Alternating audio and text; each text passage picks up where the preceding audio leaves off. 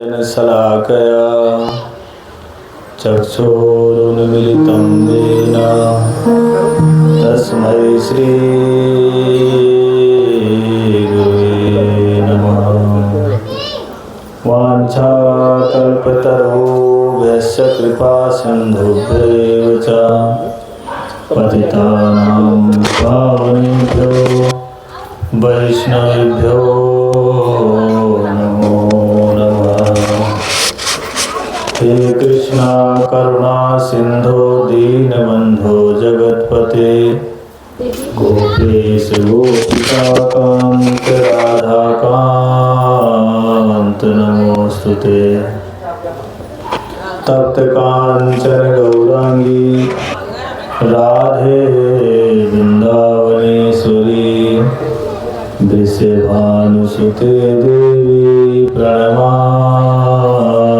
हरिप्रिये। यं प्रव्रजन्तमनुपेतमपेतकृत्यं द्वैपायनो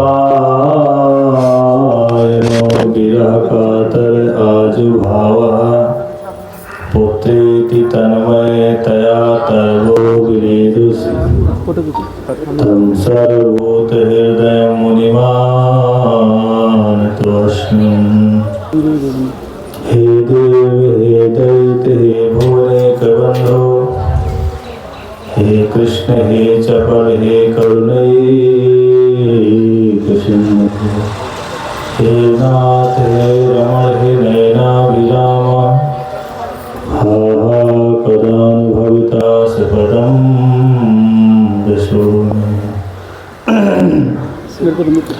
यो ब्रह्मरुद्रशुकनारदभिः समुख्ये अलक्षितो न सहसा पुरुषस्य तस्यै सद्यो वशीकरणचूर्णम् अनन्तशक्तिं तं राधिका चरणरेणुं भजे स्मरामि।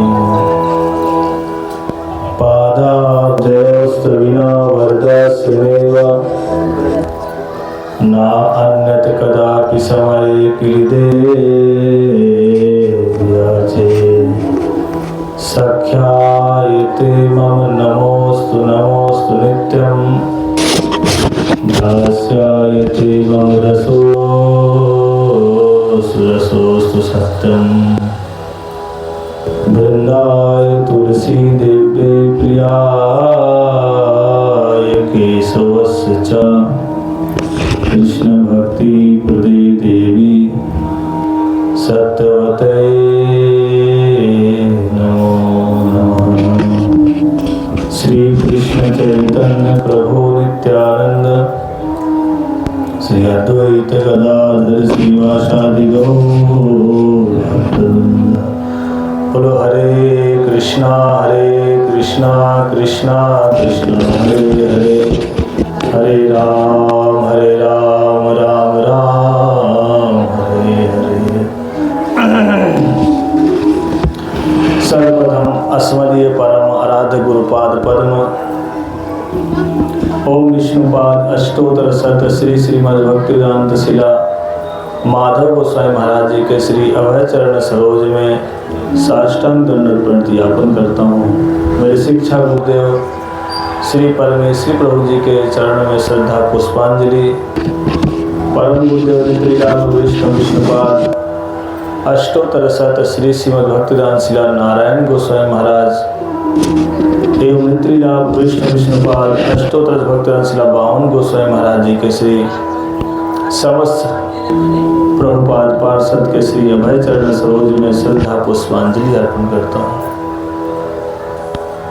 आज भागवतम का कौन सा दिवस है? तृतीय दिवस है। कल की कथा में हमने श्रवण किया कि किस तरह से नारद जी अपने जीवन चरित्र को सुना रहे हैं कि पहले मैं कैसे दासी पुत्र था, लेकिन भगवान की भक्ति करने के कारण से जो मेरा जीवन कैसे था, गरीबी में जीवन कट रहा था। मेरी माँ सेवा करती, किसी घर में झाड़ू पोछा करती, इससे मेरा जीवन चलता। लेकिन साधुओं की सेवा करने के कारण से, उन साधुओं के मुख से भगवान की कथाओं को सुनने के कारण से क्या हुआ कि मैं जाकर के साधुओं के आदेशों का मैंने पालन भी किया। सबसे बड़ी बात है कि हम लोग कथा तो सुनते हैं, पर आदेशों का पालन न करने के कारण से जहाँ के तहाँ रह जाते हैं, आगे नहीं बढ़ पाते। शंका हो जाती, पता नहीं इन साधुओं की बात मानेंगे तो कहीं हमारा नुकसान न हो जाए। लेकिन नारद जी ने और उसकी माँ ने कोई इस विषय में चिंतन नहीं किया। उन्हें जानते थे कि बिना साधुओं के संग से कल्याण नहीं हो सकता। ये अच्छी तरह से उनकी माँ जानती थी और नारद जी भी समझ गए थे। लेकिन नारद जी का जो मन था ना, कोई साधारण नहीं, क्योंकि नारद जी चंचल स्वभाव के नहीं थे और कुतार्किक नहीं थे नारद जी। कई लोग कुतार्किक होते हैं, कुछ ज्ञान नहीं होगा लेकिन फिर भी कुछ ना कुछ बोलना है। नारद जी कुतार्किक नहीं थे, शांत स्वभाव के थे। यदि कोई कुछ कहता था तो उसको सोचते थे, विचार करते थे, फिर बोलते थे। और यही कारण था कि नारद जी का मन स्वाभाविक उन साधुओं की बातों पर लग गया, और जिसके कारण से कहाँ वो दासी पुत्र थे। और जब प्रलय हुआ तो प्रलय में जाकर के वो भी उस प्रलय में चले गए अंदर। और जैसे ही प्रलय खत्म हुआ, फिर ब्रह्मा जी की सृष्टि हुई। तो वही नारद जी जो दासी पुत्र थे, अब वो ब्रह्मा जी के पुत्र बनकर संसार में प्रकट हो गए। इतना ही नहीं, वो जो उनके हाथ में वीणा रहती है ना, और स्वयं भगवान ने दिया था उनको। और वीणा पा करके सब जगह भगवान का गुणगान करते हुए भ्रमण करते रहते हैं। वो नारद जी सब जगह जा सकते हैं, उनके लिए कहीं कोई रोक टोक नहीं है। असुरों के पास वहाँ भी चले जाते हैं, वैकुंठ में चले जाते हैं, देवताओं के पास भी स्वर्ग में चले जाते हैं, साधु संतों ऋषियों के पास भी चले जाते हैं, साधारण से साधारण मनुष्य के पास भी चले जाते हैं। क्यों? ये है भजन का प्रभाव, ये है साधु संघ का प्रभाव।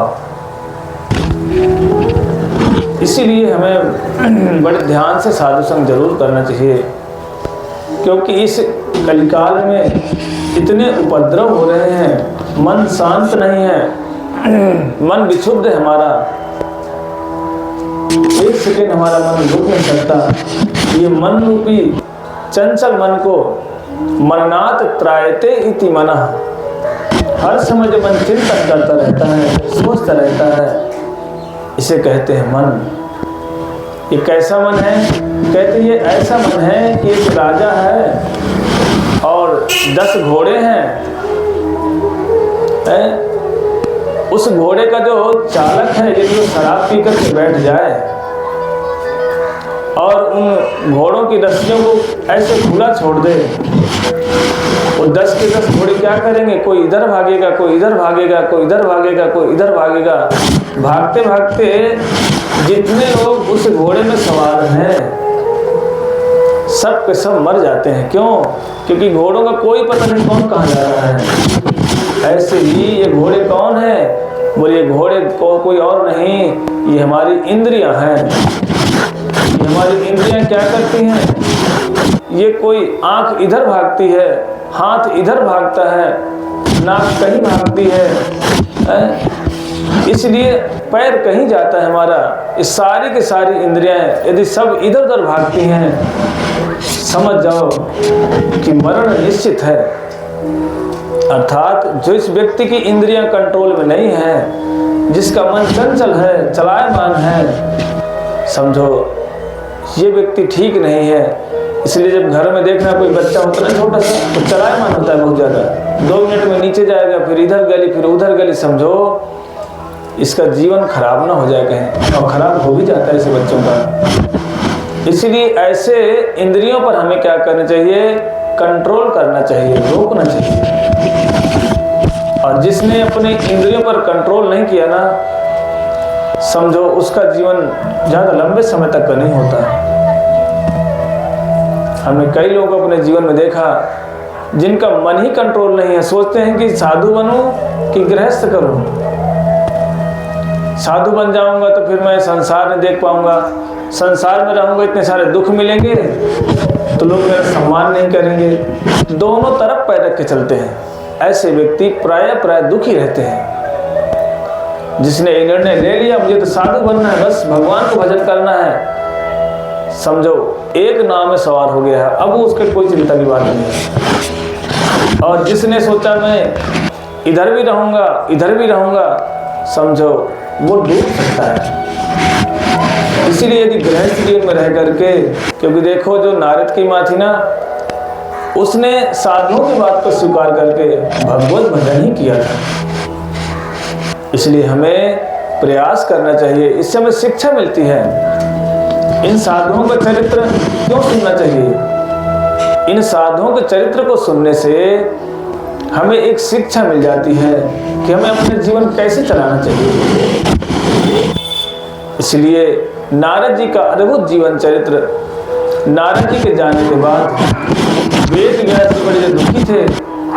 उन्होंने विचार किया कि अब मुझे क्या करना चाहिए, और उनको समझ में आ गया कि भगवान का भजन करने के बाद ही मुझे कुछ पता चल सकता है, ऐसे पता नहीं चलेगा। इसलिए वेद व्यास जी क्या किए, बैठ कर एक जगह बोले भक्ति योगेन सम्यक प्रणहिते अमले अपश्यत पुरुषं पूर्णा माया तदपाश्रयम्।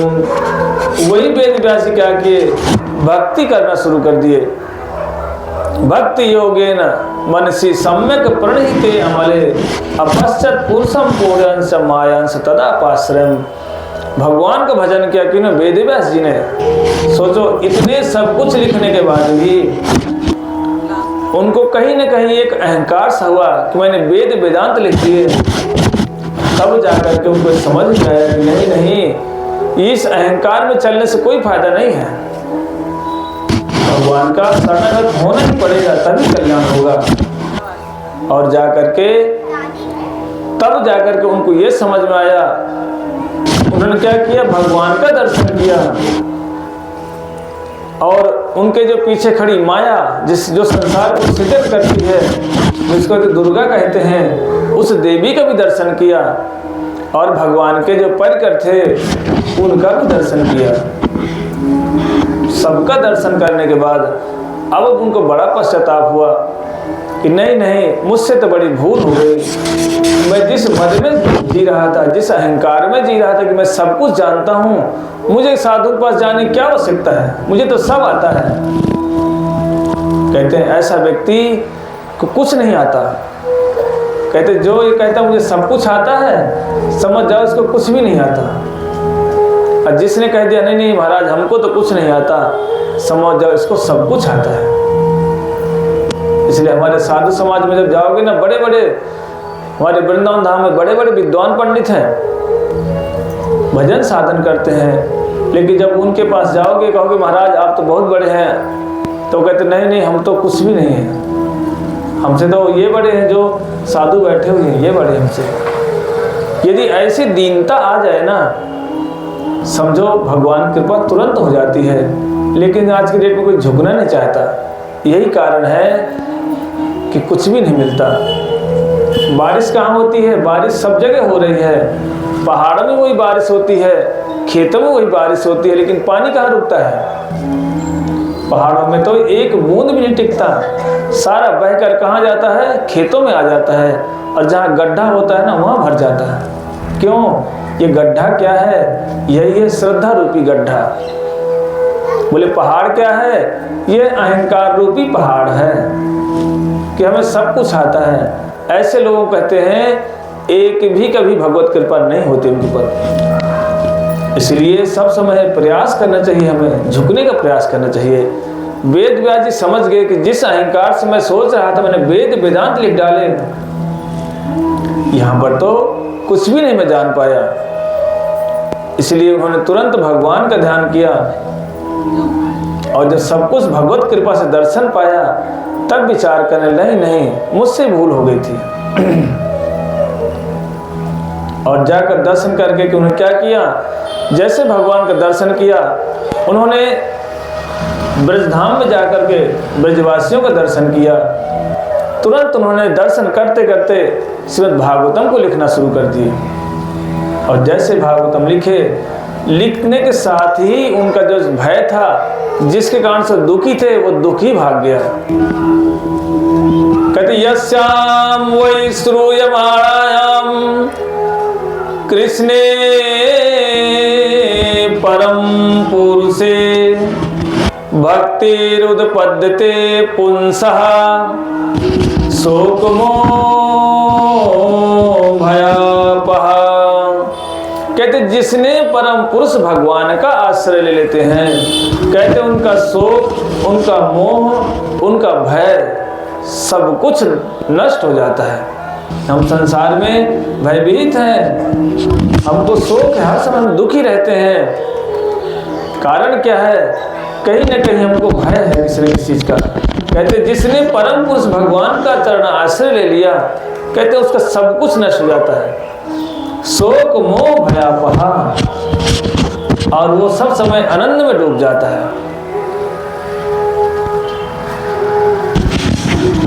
एक बार एक महात्मा थे, वृंदावन की बात है, उनके साथ सब कुछ था, लेकिन वो सब कुछ रहते हुए कुछ समझते नहीं थे अपने आप को।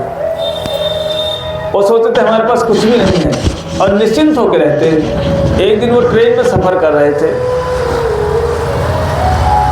उनके साथ बहुत सारा लगेज भी था, कुछ शिष्य लोग भी थे। तो जैसे ही वो थर्ड एसी में थे, एसी वाले डब्बे में थे, तो उसी एसी वाले डब्बे में एक कोई व्यापारी भी जा रहा था, जो धनी मानी व्यक्ति था, वो भी जा रहा था उसी में। तो दोनों आसपास ही बैठे हुए थे। तो व्यापारी ने कहा कि महाराज, जो मेरे पास है वही तो आपके पास है। साधु तो आप बन गए, लेकिन सब कुछ तो आपके पास है, और मैं तो व्यापारी हूँ, संसारी, मेरे पास भी वही सब कुछ है। तो मुझ में और आप में अंतर क्या है? महात्मा बोले, बात तो ठीक कह रहे हैं आप, मेरे पास भी शिष्य है, सामान है, लगेज है, और आपके पास भी नौकर चाकर है, आपका भी लगेज है। देखने में तो हम दोनों समान ही हैं। लेकिन साधु कोई साधारण नहीं थे। वो समझ गए कि इस व्यापारी को कुछ न कुछ शिक्षा देना पड़ेगा। जैसे ही अगला स्टेशन आया, उस सेठ उसे साधु ने कहा कि व्यापारी से कि आओ थोड़ा सा भाई साहब घूम कर के आते हैं नीचे हम ट्रेन में। तो जैसे ट्रेन से नीचे उतरे, उतर करके कुछ दूर ले गए उसको, और जब कुछ दूर ले जाकर चले गए, ट्रेन इधर चलने लगी। व्यापारी बोला, अरे चलो चलो बाबा, मुझे कहाँ ले आए, मेरा तो सारा सामान छूट जाएगा, मैं बर्बाद हो जाऊंगा। लेकिन इतना दूर, इतना फासला हो गया था दोनों का कि ट्रेन चली गई। व्यापारी भी रह गया, साधु भी रह गया। और साधु तो प्रसन्न, व्यापारी रोए, बोले आपके चलते मेरा सब कुछ लुट गया, मेरा जो सारा खजाना, मेरे नौकर चाकर सब लेके भाग जाएंगे, मैं तो बर्बाद हो जाऊंगा, मैं तो कंगाल हो जाऊंगा। साधु बोले, यही अंतर है हम में और आप में, कि आपका सामान गया तो आप रो रहे हो, सामान मेरा भी तो गया है। क्या मेरे पास पैसा नहीं तो मेरा पैसा उसी में लगे, जो मेरा भी चला गया सब कुछ। अब कोई जरूरी थोड़ी है वो शिष्य मेरे अपने थे, मैं तो ऐसे ही लाया था पकड़ कर रास्ते से। बोले देखो मैं तो दुखी नहीं हूँ, आप तो रो रहे हो। बोले साधु का जीवन और एक गृहस्थ का जीवन समान दिखता है। वो भी बड़े बड़े कपड़े पहनते हैं, संसार के व्यक्ति बढ़िया कपड़े पहनता है, वो भी शोरूम से जैकेट सूटर खरीद लाते हैं, साधु भी खरीद लाता है जाके। यही अंतर होता है। साधु का यदि खो जाता है ना, वो दुखी नहीं होता, रोता नहीं है। यदि हमारा एक सूटर या जैकेट कहीं चली जाए तो हम क्या करते हैं, लड़ाई झगड़ा मचा देते हैं। यही अंतर है साधु में और संसारी में। इसलिए साधु क्या करते हैं, सब कुछ होते हुए उनका कुछ नहीं होता, और देखा जाए तो पूरा संसार उनका होता है। इसलिए भगवान का भजन करने वाला कभी दुखी नहीं रहता, और जब भगवत भजन नहीं करता वो सब समय दुखी रहता है, हर समय रोता रहेगा। कहीं मिलेगा बोले बहन ऐसा हो गया, बोले मेरे घर में ऐसा हो गया। क्यों? क्योंकि रात दिन इन्हीं विषयों में फंसा पड़ा है, उसे निकलने का उसने प्रयास नहीं किया। साधु ने क्या किया? प्रयास तो किया, साथ साथ में जैसे प्रयास करते हैं वैसे ही भगवत कृपा भी होने लगती है। और जाकर के जैसे ही वेद व्यास जी ने पूरा भागवतम लिख दिया, सोचने लगे मैंने तो ये परमहंस वाली कथाएं लिख डाली हैं, पर इसको किसको सुनाऊं, कौन सुनेगा इन कथाओं को? तब उनको याद आया, ओ मेरा एक पुत्र था जो माँ के गर्भ से जन्म लेते ही विरक्त हो गया था, वन में चला गया था। कौन थे वो? सुखदेव गोस्वामी थे। यम प्रवजंत मनुपेत मपेत कीर्तन दोई पायनो विरह कातर आजुभावः पुत्रेति तन्मयतया तरवो विनेदुस तम सर्वभूत हृदयम मुनिमानतो अस्मिन्। कहते हैं जो जन्म लेते ही यम प्रवजंत वन की ओर चले गए, और जाकर के वेद व्यास जी ने उनको हा पुत्र कह के पुकार रहे हैं, लेकिन वो पलटकर देखने को तैयार नहीं है। मानो ऐसा लग रहा है जैसे वृक्ष उनको जवाब दे रहे हैं, जैसे हा पुत्र इधर से वेद व्यास जी बोलते, वो भी उधर से हा पुत्र बोलते, मानो कह रहे हैं किसका पुत्र, कैसा पुत्र। वेद व्यास जी तो समझ नहीं पाए, सोचने लगे मेरा एक पुत्र है जो जन्म लेते ही ना वन में चला गया था, अगर वो मिल जाए तो ये कथा भागवत कथा उसे मैं सुनाऊंगा, वही समझ सकता है, ऐसे कोई समझेगा नहीं भागवत कथा को। सोचने लगे मेरा पुत्र मिलेगा कहाँ, क्योंकि वो न जाने कौन सी गुफा में बैठा होगा, कौन से पर्वत में होगा, कौन सी कंदराओं में बैठा होगा, कुछ पता नहीं है। इसलिए उन्होंने वेद व्यास जी ने क्या किया, 2 शिष्यों को भेजा, बोला जाओ और 2 श्लोक दे दिए, बोले जा करके इन श्लोकों को गाना, शायद कहीं मेरा पुत्र मिल जाए। लेकिन जैसे दोनों शिष्य गए जंगल में, और जा करके एक शिष्य ने एक श्लोक गाया, बोले बरहा पीड़म नटवर बपू कर्णयो कर्णिकारम बिभ्रत वास कनक कपिसम वैजयंती चमालाम रंध्रान वेणु अधर सुधयन पूर्यन गोप वृंदे वृंदारण्य सपद रमणम प्राविशत गीत कीर्ति।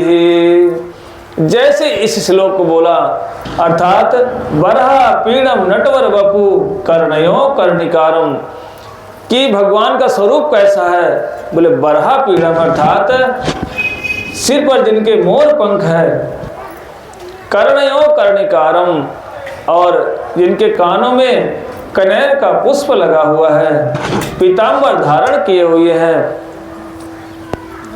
और इस तरह से जैसे ही भगवान के स्वरूप का वर्णन सुना, सुखदेव गोस्वामी तो खड़े हो गए, किसी गुफा में बैठे तो खड़े हो गए, तुरंत सोचने लगे इतना सुंदर व्यक्ति है, चलो इससे मिल करके आते हैं।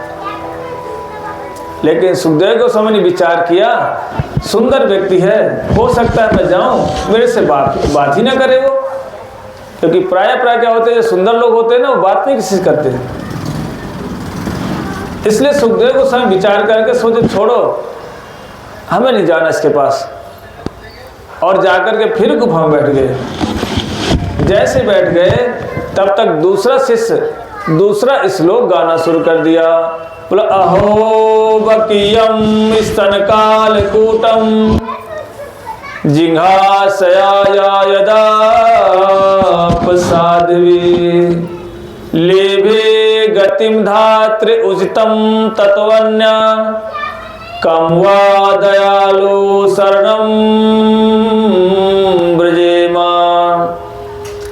जो व्यक्ति इतना सुंदर है उसके गुण भी सुंदर हैं। बोले कैसा गुण है? बोले अहो बकियम स्तन काल कूटम, अर्थात जो बकी मतलब कौन? बकासुर की बहन पूतना, जो भगवान को मारने के लिए अपने स्तनों में विष लगा करके आई थी, लेकिन भगवान ने क्या किया?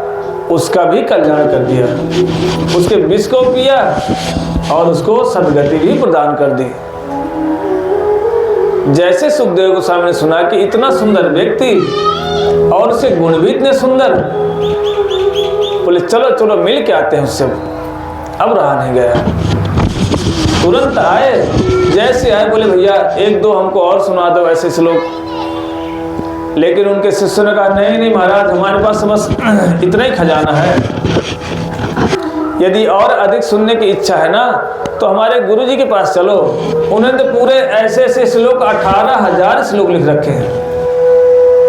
सुखदेव गोस्वामी बोले चलो चलो हमको तो लेके चलो, हम तो ऐसे श्लोकों को सुनना चाहते हैं कि इतना गुणवान व्यक्ति, इतना उसके अंदर गुण भी है, इतना उसका सुंदरता भी है, चलो मुझे ले चलो उनके पास। और जैसे ही लेकर के आए, देखते ही उनके जो पिता वेद व्यास जी प्रसन्न हो गए। सोचने लगे धन्य श्रीमद् भागवतम, जिस पुत्र के लिए मैं पीछे पीछे भाग रहा था और वो मेरा पुत्र बिना बुलाए ही आ गया, ये कैसी भागवतम है।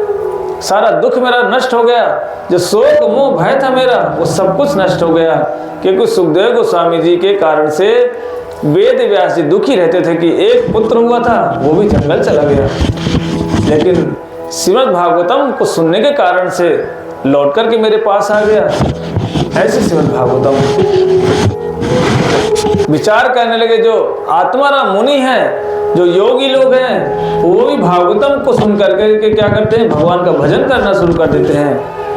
लेकिन आज तक कहीं पर नहीं सुना गया कि कोई भगवत भजन करने वाला व्यक्ति योग मार्ग में चला गया हो या निर्विशेष ब्रह्म की उपासना किया हो, ऐसा नहीं सुना गया कहीं पर।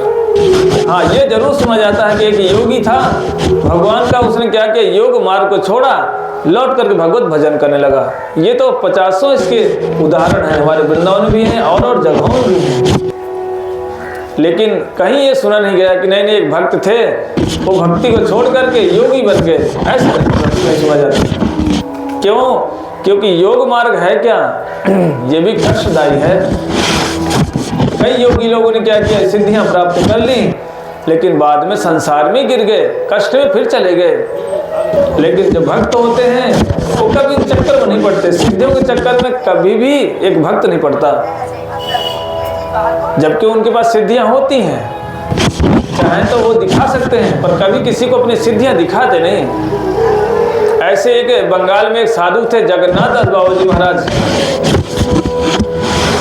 उनके पास बहुत सारे भक्त लोग आते और बाबा क्या करते? ऐसी माला लेकर के बस हर समय कीर्तन करते रहते। बोले हरे कृष्णा कृष्णा कृष्णा हरे हरे, हरे राम राम राम हरे हरे।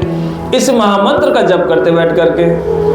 एक दिन कुछ भक्तों ने कहा, बोले बाबा आप सब समय एक ही मंत्र जपते रहते हो बैठ करके, अरे कुछ योग मार्ग कर लो, योगी मतलब अर्थात सिद्धियां प्राप्त कर लो। इस भजन में क्या रखा है? और यदि भजन में सब कुछ है तो कुछ हमको सिद्धियां दिखा दो अपनी। बाबा बोले देखो हम इन सिद्धियों के चक्कर में तो पड़ते नहीं भाई, पर यदि आपकी इच्छा है सिद्धियां देखने की तो कोई बात नहीं, कल आ जाना, मैं कल सिद्धियां दिखाऊंगा। और जो जैसे वो गांव के लोग थे वो जैसे बाबा के पास आए, जगन्नाथ दास बाबा जी ने क्या किया? डंडा उठाया और जैसे वो गेट के अंदर आए, बाबा यहीं बैठे थे, डंडा लिया और ऐसे पीटने लगे, हट हट हट, जैसे मानो कुछ हाँक रहे हों। वो जो लोग थे वो डर के मारे भाग गए, बोले ये बाबा तो पागल हो गया है, क्यों? ये लाठी लेकर के मार रहा है हमको, ही मार न दे। सारे के सारे लोग भागने लगे। बाबा बोले अरे कहाँ भाग रहे हो, इधर तो आओ। बोले बाबा हमें ऐसा लग रहा है जैसे मानो आप पागल हो गए हो। बोले नहीं नहीं, मैं पागल नहीं हुआ हूँ। आप लोगों ने कहा था ना कि जो भक्ति करता है उसको सिद्धियाँ नहीं होती, आओ मैं दिखाता हूँ सिद्धियाँ। जैसे वो लोग लौट कर आए, बोले बाबा आप लाठी क्यों मार रहे थे? बोले इसलिए मार रहा था कि बैठे कहाँ हैं बाबा? बंगाल में। कह रहे देखो वृंदावन में ना एक मंदिर है राधा गोकुलानंद, उसमें बहुत सारी तुलसी के पौधे लगे हुए हैं। उन तुलसी को खाने के लिए एक बकरी आ गई है, मैं बकरी को हाँक रहा था। कहाँ बैठे हैं बाबा? बंगाल में। और बकरी कहाँ खा रही है तुलसी? वृंदावन में। वहाँ से डंडा लेके हाँक रहे हैं। उनको विश्वास नहीं हुआ कि बाबा इतने लंबी आंखें कहाँ से हो जाएंगी कि बाबा बैठे बंगाल में है और देख रहे हैं वृंदावन में, जबकि 1200-1300 किलोमीटर के आसपास आए होगा कि कम होगा है? इतना अंतर, 1200-1300 किलोमीटर का अंतर में बाबा की आंखें क्या इतनी लंबी है क्या? लेकिन उन जो भक्तों ने क्या किया, वो समय नोट किया, टाइम नोट कर लिया, दिन नोट कर लिया कॉपी में और वृंदावन आए। सोचने लगे कि एक भक्त के पास सिद्धि हो ही नहीं सकती। जब आए उस मंदिर में आकर पूछा, बोला यहाँ के जो पुजारी का, उन्हें पूछा, बोले महाराज ये बताओ इस तारीख में इस दिन इतने बजे कोई बकरी आई थी क्या तुलसी खाने के लिए? पुजारी ने कहा हाँ महाराज एक बकरी आ गई थी, पर वो भाग गई बकरी। अब खा ही रही थी तुलसी, न जाने क्या हुआ बकरी अपने भाग भी गई। तब वो समझ गए कि सच में भगवान के जो भजन करते हैं उनके पास सिद्धियां होती हैं, पर वो सिद्धियां दिखाते नहीं हैं। किसी को अपना ये संसार में वो प्रकाशित नहीं करते कि देखो देखो मैं बड़ा सिद्धवान हूँ। लेकिन जो योगी होता है, जो सिद्धि प्राप्त किए हुए व्यक्ति होता है, वो क्या करता है? सब जगह अपनी महिमा को दिखाते हैं। इसलिए वेद व्यास जी इतने प्रसन्न हो गए पुत्र को देख करके और पूरा का पूरा भागवतम उनको सुना दिया। जैसे भागवतम सुनाया, श्री सूत गोस्वामी जी कहते हैं शौनक आदि ऋषियों को कि हे ऋषियों, वही श्रीमद् भागवतम जो वेद व्यास जी ने अपने पुत्र सुखदेव गोस्वामी को सुनाया था, उन्हीं सुखदेव गोस्वामी ने क्या किया, समय आकर के उस भागवतम को महाराज परीक्षित को सुना दिया। शौनक आदि 88 ऋषियों ने कहा महाराज ये बताओ, सुखदेव गोस्वामी तो एक सेकंड रुकते नहीं हैं, और महाराज परीक्षित राजा हैं, राजा को भागवतम सुनने की क्या आवश्यकता पड़ी? क्या पता कि ऐसे उनको भागवतम सुनना पड़ा? एक राजा है, उसे क्या जरूरत पड़ गई? और सुखदेव गोस्वामी गौ दोहन काल तक ही सिर्फ रुकते हैं, ठहरते हैं, चले जाते हैं। वो मतलब 7 दिन तक कैसे बैठे रहे? उन्हें विश्वास नहीं। बोला नहीं नहीं, मुझे ये कथा जरूर सुनाओ। कौन कह रहे हैं? शौनक आदि ऋषि कह रहे हैं सूत गोस्वामी जी ये कथा हमें जरूर सुनाओ कि जो महाराज परीक्षित तो राजा हैं, बोला वो कथा क्यों सुने? और सुखदेव गोस्वामी परम विरक्त हैं, कहीं तो रुकते ही नहीं है, 1 सेकंड 2 सेकंड चल पड़ते हैं, कहीं से कहीं निकल जाते हैं। भला वो 7 दिन तक कैसे बैठे रह गए? क्या कारण है? तब उनको कथा सुनाना शुरू किया। बोले यदा मृदे कौरव सृजयानाम वीरास्तव वीर गतिम गतेषु वृकोदराविद गदाभिमर्शम भग्नोर्दंडे धृतराष्ट्रपुत्रे। बोले देखो कैसे कैसे कथाएं हुई, मैं तुम्हें सुनाता हूँ। बोले जब महाभारत का युद्ध हुआ ना, और युद्ध समाप्त हो गया था, भीम ने क्या किया, दुर्योधन की जंघा को तोड़ करके और जिंदा ही उसको रणभूमि में छोड़ के चले आए थे। और उस युद्ध में जो मारे गए थे, जितनी लाशें पड़ी हुई थी, चील कौवे आकर के नोच नोच के खाते थे। क्योंकि महाभारत युद्ध में कोई 1-2 लोग नहीं मारे गए थे, यानी कितने कितने सैनिक, कितनी सेनाएं मारी गई थी। करे कौवे और चील आए, नोच नोच के सबके शरीर को खाए जा रहे थे। वहीं पर दुर्योधन ही पड़ा हुआ था घायल अवस्था में। उन चील कौवों ने सोचा कि ये भी मरा हुआ है, जैसे उसको नोच नोच के खाने के लिए आए, तो दुर्योधन क्या कर रहा था, अपने हाथ से ना उन चील कौवों को हाँक रहा था।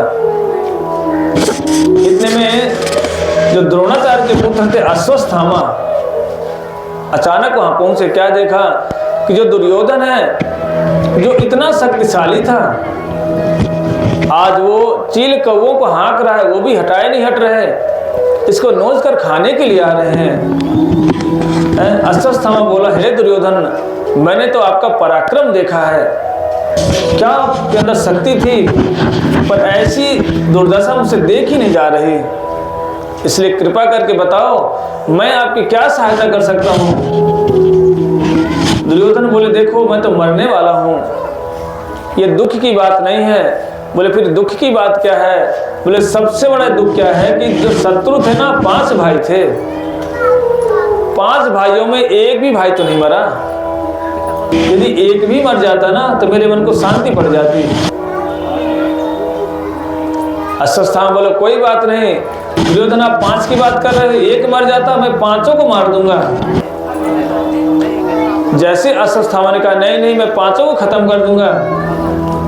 दुर्योधन बोला, नहीं भाई 5 को तो क्या तुम मारोगे, एक ही किसी व्यक्ति को मार दो बस 5 में से, यदि एक मर जाएगा ना तो बोले मैं शांति से अपने प्राणों को छोड़ दूंगा।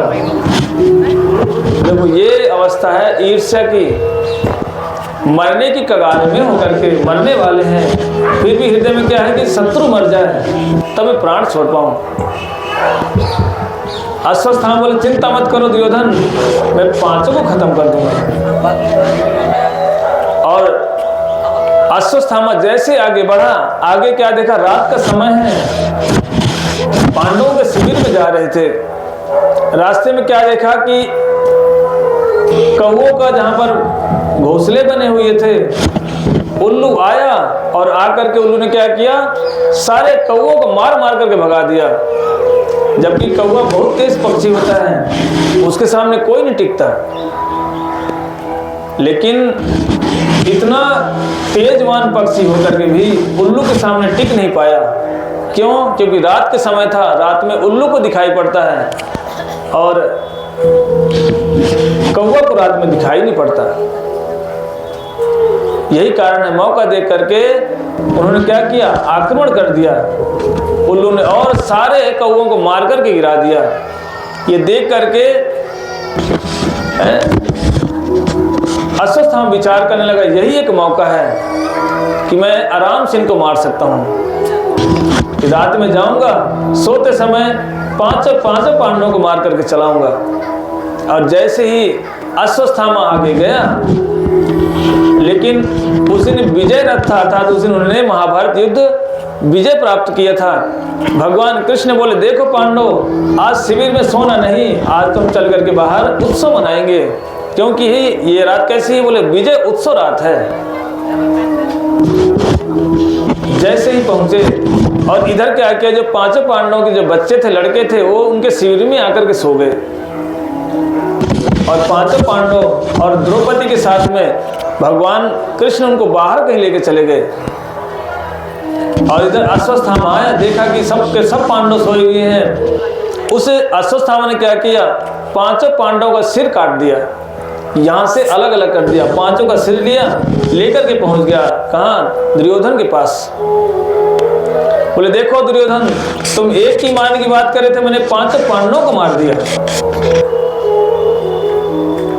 लेकिन दुर्योधन बोला, नहीं नहीं, ऐसा करो, जो सबसे मोटा वाला सिर है ना, वो उनको दे दो। अर्थात दुर्योधन को किसी से और समस्या नहीं थी, उसको भीम से बड़ी समस्या थी।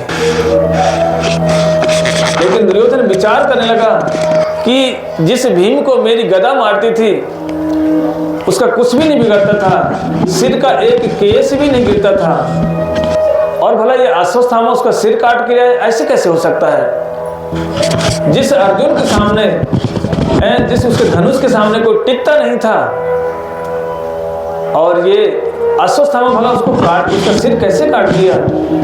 विश्वास नहीं हो रहा था दुर्योधन को कि हो भी नहीं सकता ऐसा, क्योंकि 5 पांडव कोई साधारण नहीं थे, ये महापराक्रमी थे। लेकिन बोले, लाओ जो सबसे भारी सिर है ना, वो हमको दे दो। जैसे ही अश्वत्थामा ने मोटा वाला सिर, अर्थात जो भीम का पुत्र था, उसका सिर दे दिया, और उस सिर को लेकर के दुर्योधन ने क्या किया, ऐसे दबा दिया, तुरंत पिचक गया। नहीं नहीं भाई, ये तो भीम का सिर तो नहीं है। क्यों? बोले भीम का सिर ऐसे तो इतनी गदाएं मैंने मारी थी लेकिन कुछ नहीं बिगड़ा, और मैंने ऐसे हाथ से दबाया और ये मानो कोई एक छोटा सा फल हो, जब तो फूट गया, टूट गया। बोले नहीं भाई, जैसे ही उन्होंने ऐसे पिचक गया और आंख खोल करके देखा किसने, दुर्योधन ने। दुर्योधन भी रो पड़ा था, कहता था भाई तूने क्या कर दिया, मेरी दुश्मनी तो पांडवों से थी, इनके पुत्रों से थोड़ी थी मेरी। और अश्वत्थामा तूने तो हमारा वंशनाश कर डाला, कम से कम ये पुत्र तो बचे रहते। देखो इसे कहते हैं धर्म युद्ध, ये शत्रुता नहीं थी।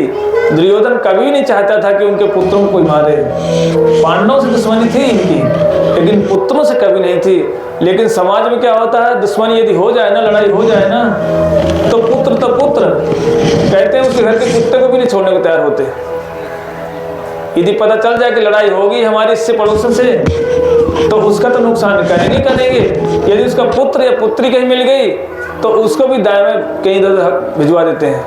जब ये शत्रुता है, ये दुष्टता है, ये मनुष्यता नहीं है, ये धर्म नीति नहीं कहती है। और जैसे इतना देखा, दुर्योधन इतना दुखी हुआ, रोते रोते बोले अश्वत्थामा तूने तो हमारा वंशनाश कर डाला, तूने क्या कर डाला सब ये। और इतना जैसे सुना दुर्योधन ने तो अपने प्राण ही छोड़ दिए। और अश्वत्थामा विचार करने लगा कि अरे पांडव जिंदा हैं, अर्जुन मुझे छोड़ेगा नहीं। इतना घबरा गया अश्वत्थामा, भागने लगा वहां से।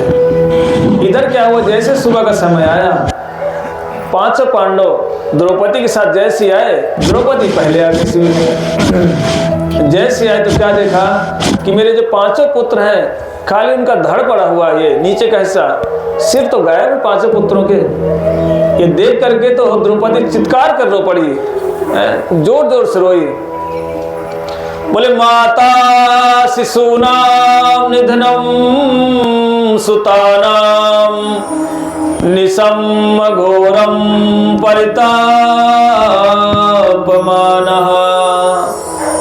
इतना जोर से रोई, उनके रोते हुए जैसी आवाज को सुना अर्जुन भाग चला वहां से, गांडी धनुष लिया। बोला क्या हुआ, आकर के जब देखा पांच पांडवों ने कि पांचों पुत्रों का सिर गायब हो गए। बोले तो पूरा धड़ पड़ा, कहां गए, किसने मारा।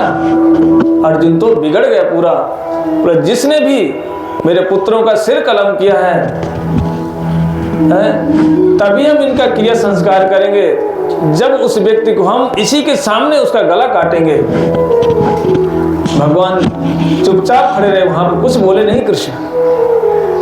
द्रौपदी बोले द्रौपदी चिंता मत करना, ये केस तभी धोना तुम, जिसने हमारे पुत्रों का वध किया है ना, उसके खून से तुम्हारे सिर के बालों को धोया जाएगा। इतना कठोर प्रतिज्ञा अर्जुन ने कर लिया। और भगवान को आदेश दिए, बोले केशव चलो रथ हाँको।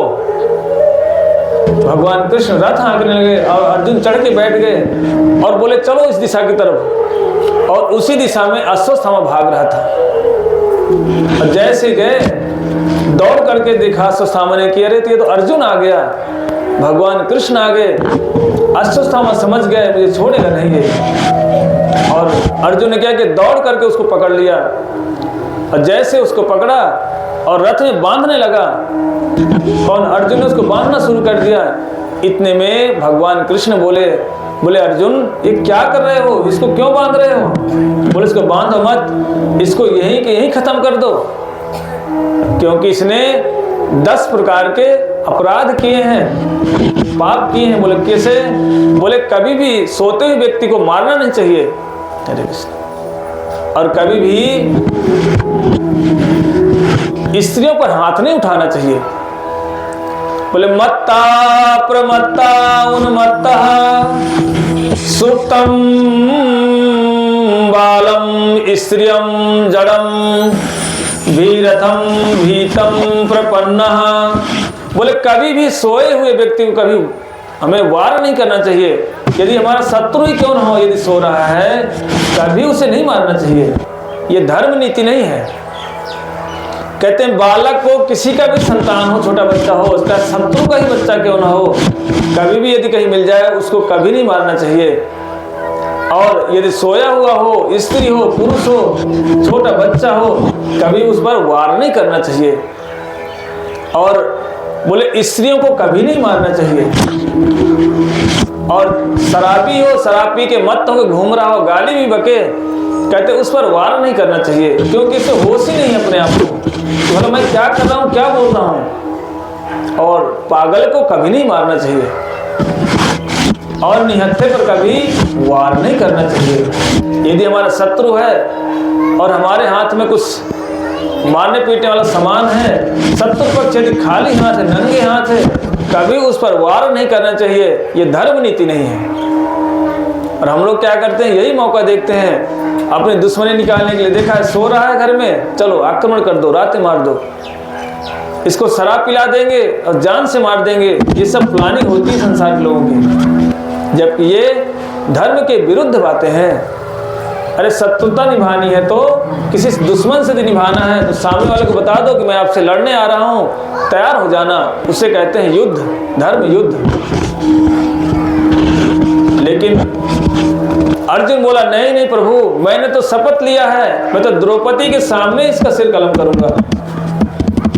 जैसे ही उसको अश्वत्थामा को बांध करके द्रौपदी के पास ले गए, द्रौपदी ने जैसे देखा, वो तो रो रही थी बैठ करके, लेकिन जैसे ही उसने अश्वत्थामा को देखा तुरंत दौड़ पड़ी, किसको, अश्वत्थामा को खोलने के लिए। बोले मुंचिताम मुंचिताम नितराम गुरु, ब्राह्मण नितराम गुरु। बोले तो ब्राह्मण है और हमारा गुरु का पुत्र है, ये छोड़ दो, इसको छोड़ दो। अर्जुन बोला द्रौपदी क्या बात कर रही हो, इसने ही तुम्हारे पुत्रों को काटा है। बोले नहीं नहीं। द्रौपदी कह रही देखो मैं बिना पुत्र के किस तरह से रो रही हूँ। एक स्त्री का स्वरूप देखो, स्त्री का एक नंबर सरल हृदय की स्त्रियां होती हैं, बड़ी माताएं जो होती हैं, बड़ा सरल स्वभाव होता है इनका। देखो जिन्होंने उसके पुत्रों को काटा, वो व्यक्ति सामने आ गया, लेकिन कह रही नहीं नहीं छोड़ दो इसको। कौन बोली, द्रौपदी कह रही है। क्यों छोड़ दो, बोले जिस तरह मैं बिना अपने पुत्रों के रो रही हूँ, अगर इसको तुम मार दोगे ना तो इसकी माँ तो इसके बिना कितना रोएगी, इसका अनुभव मैं जानती हूँ। क्योंकि स्त्री जानती है स्त्री का दुख, कौन जानेगा। लेकिन इतना कहने पर भी अर्जुन बोला देखो प्रभु हम क्या करें, भगवान से पूछने लगे। भगवान बोले देखो मैं तो कुछ नहीं बोलूंगा, पर ये ध्यान देना जो ब्राह्मण पुत्र है, ब्राह्मण को भी मारना नहीं चाहिए। बोले ब्रह्म बंधुर न हंतव्य आतताई बदारम। बोले कभी भी ब्राह्मण को नहीं मारना चाहिए, लेकिन जिसने आतताई वाला काम किया हो उसको कभी छोड़ना भी नहीं चाहिए। बोले आतताई किसे कहते हैं, यही आतताई है, बच्चों को मारना, स्त्रियों को वार करना, निहत्थे को मारना, शराबी को मारना, पागल को मारना, ये आतताई का काम है। इसलिए अर्जुन ये ध्यान रखना, आतताई को छोड़ना मत और ब्राह्मण को मारना मत। अब वो अश्वत्थामा कौन है, ब्राह्मण है। अर्जुन समझ के अच्छा भगवान कुछ कहना चाहते हैं, क्योंकि अर्जुन कोई साधारण नहीं, उन्होंने भी भगवत गीता पूरी सुन के बैठे हुए हैं। 700 श्लोक वाली भगवत गीता का उपदेश भगवान ने अर्जुन के माध्यम से हम लोगों को दिया था, इसलिए अर्जुन ने भी सुन लिया था, समझ गए। इसलिए क्या किया, उसका सिर मुंडन किया और अश्वत्थामा के मस्तक मणि निकाल ली और धक्का मार के भगा दिया, इतना अपमानित करके भगा दिया। और इतने भगवान बोले देखो भाई अर्जुन बहुत दिन हो गए, अब हमको द्वारका जाना चाहिए। लेकिन जैसे द्वारका जाने की तैयारी कर ही रहे थे, भगवान विदाई ले रहे थे, एक पैर नीचे था जमीन में और एक पैर भगवान अपने रथ में रख के खड़े हुए थे, बस बात कर ही रहे थे। इतने में एक स्त्री की आवाज आ गई चिल्लाते हुए, बोले पाहि पाहि महायोगिन देव देव जगत पते। बोले पाहि माम मेरी रक्षा करो प्रभु, मेरी रक्षा करो। सब के सब घबरा गए। 5 पांडवों ने क्या किया, अर्जुन फिर अपना धनुष उठाया तो सोचे फिर लग रहा है कुछ कोई फिर असुर आ गया, लेकिन भगवान समझ गए थे ये गड़बड़ अश्वत्थामा का फिर से है। और जैसे ही भगवान पलट करके देखा कि ये तो कोई और नहीं, ये तो उत्तरा देवी है, अभिमन्यु की पत्नी उत्तरा है, क्योंकि वो गर्भवती थी। अश्वत्थामा का जब अपमान करके भगा दिया था, अश्वत्थामा ने सोचा कि भगवान की विदाई में सब के सब लगे हुए हैं, इनके घर में जो बहू है ना वो गर्भवती है, इसका गर्भ नष्ट कर दूंगा, फिर तो इनके घर में कोई पानी देने वाला भी नहीं बचेगा, क्योंकि पुत्रों को तो मैंने काट ही दिया है। ये पांचों पांडव ये मर जाएंगे, इनका वंशनाश हो ही जाएगा अपने आप। भगवान समझ गए ये काम अश्वत्थामा का है। बोले फिर भी नहीं मान रहा, ब्रह्मास्त्र चला दिया इसने फिर से। भगवान तुरंत जाकर के गर्भ में जाकर प्रवेश करके रक्षा किए। जो गर्भ में छोटा बच्चा था ना, उसने अपनी आंखों से देख लिया था किनको, भगवान को। और इधर जैसी रक्षा करके अब तो कुंती बुआ से रहा नहीं गया, जो पांडवों की मैया है ना, कुंती नाम उनका, कुंती बुआ। अब तो भगवान का जो गुणगान करना शुरू किया। बोले प्रभु, बोले बुआ अब मैं जा रहा हूँ, कहाँ, द्वारका। कुंती बुआ बोले ठीक है प्रभु चले जाओ, पर जब तक ये ध्यान देना, अपना सौभाग्य का वर्णन करने लगी, मैं कितनी सौभाग्यशाली थी कि जब जब मेरे पर कष्ट पड़ा तब तक आप हमारा साथ में खड़े थे। बोले जिन मेरे बच्चों को जिन्होंने गोद में लेके खिलाया था, वही लोग मेरे घर में मेरे बच्चों के शत्रु थे, मैं जानती भी नहीं थी। लेकिन प्रभु उस समय भी आपने रक्षा की हमारी।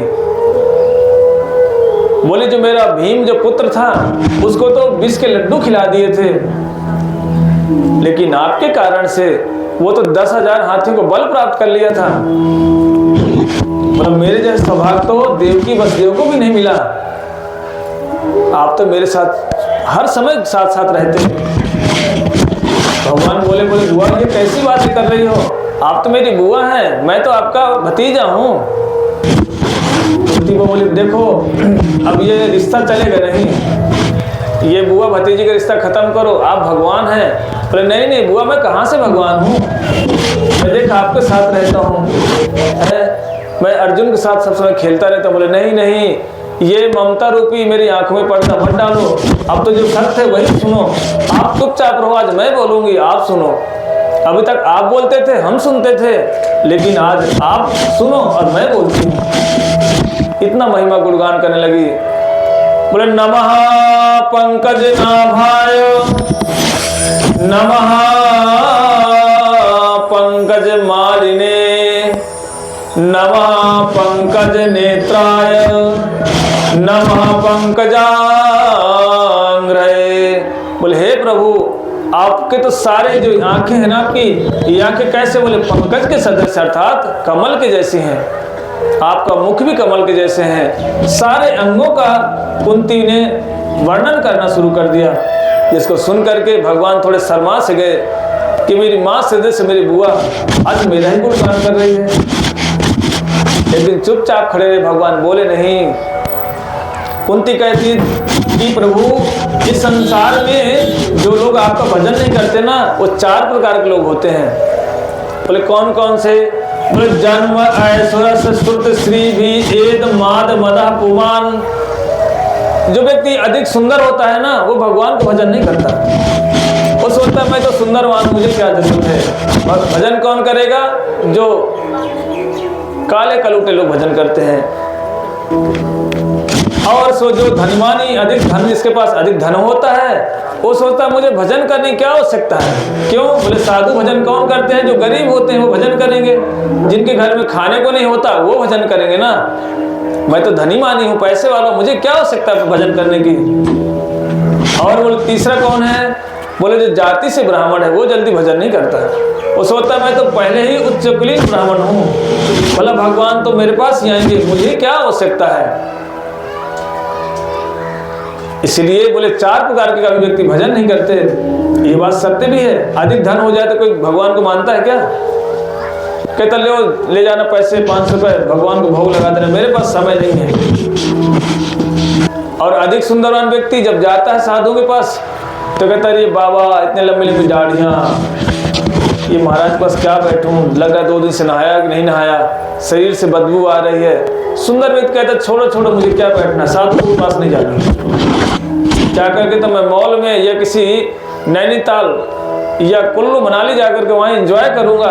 यहाँ क्या रखा है? यदि वृंदावन भी गए तो वहाँ भी जाकर क्या करेंगे? बोले वहाँ भी एंजॉय करेंगे। कहाँ? वृंदावन। एंजॉय करने के लिए जाते हैं वृंदावन, जबकि वृंदावन एंजॉय करने का स्थान नहीं है। हमको तो साधुओं के पास जाना भी नहीं आता। जाएंगे साधुओं के पास, हमको उठना नहीं भी आता, बैठना भी नहीं आता। कहते हैं कैसे उठना बैठना चाहिए, ये सब साधु सिखाते हैं। कैसे? जब भी साधु के पास जाओ, जिस स्थान पर बैठो, यदि भागवतम सुनने आए हो या मंदिर जा रहे हो, जब बैठो तो प्रणाम करके बैठो, और जब उठो तब उस जगह को फिर प्रणाम करो, क्योंकि जिस स्थान पर बैठे हो भगवान का स्थान है। भागवतम यदि हम सुनने आते हैं, तो जब भागवतम सुनने आए तो हमें जहाँ पर बैठने जा रहे हो वहाँ पर बैठ के प्रणाम करना चाहिए, और जब खड़े हों तब फिर भगवान को प्रणाम करके फिर खड़े हो जाना चाहिए। इसलिए हमको तो सच में कुछ भी नहीं आता। साधु के पास जाने की क्या विधि है? साधु के पास जब जाओ, एक मर्यादित बन के जाओ। मर्यादा में रहना चाहिए हमें। ये नहीं कि क्या कहें, ऐसा फैशन चला लोगों, मंदिर में जाते हैं वृंदावन में, देख कर के भी लगता है भगवान ये वृंदावन में आए हैं या किसी यहाँ दिल्ली की किसी सिटी में घूम रहे हैं लोग। कपड़े ऐसे पहनते हैं, जबकि नहीं जाना चाहिए। ऐसे बिना मर्यादित कपड़े पहन करके मंदिर में नहीं जाना चाहिए। ये उचित ही नहीं है, गलत तो गलत ही है।